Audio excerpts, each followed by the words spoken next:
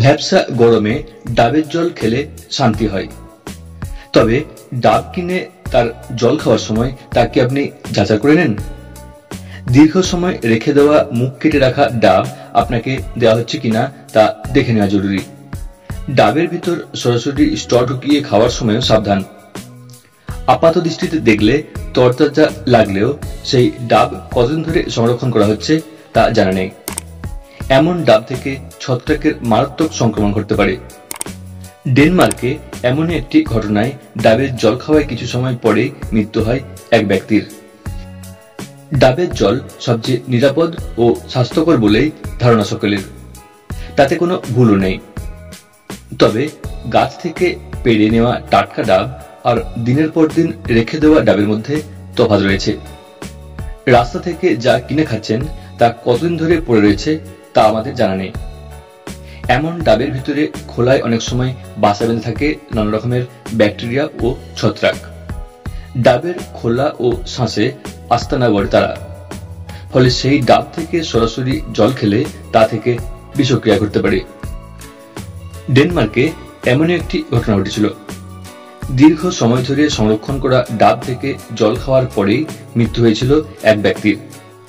পরীক্ষা করে 3-নাইট্রোপ্রোপায়োনিক অ্যাসিড পাওয়া গিয়েছে তার রক্তে।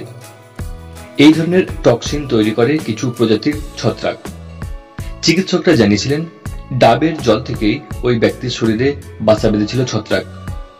ডাবের জল খাওয়ার পরেই ঘাম হতে থাকে ওই ব্যক্তির, ঘন ঘন বমিও শুরু হয়।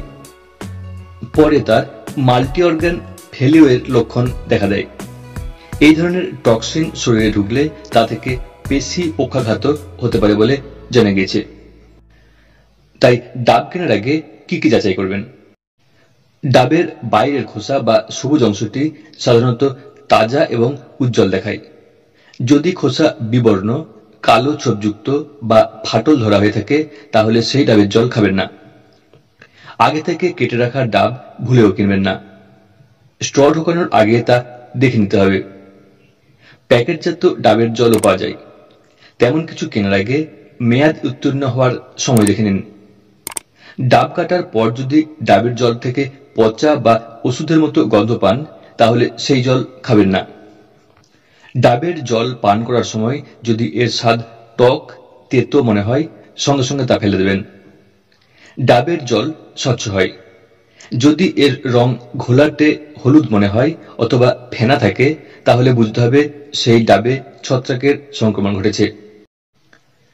তাই এরপর থেকে ডাব কিনে খাওয়ার আগে এই ধরনের সাবধানতামূলক বিষয়গুলি নজরে রাখুন।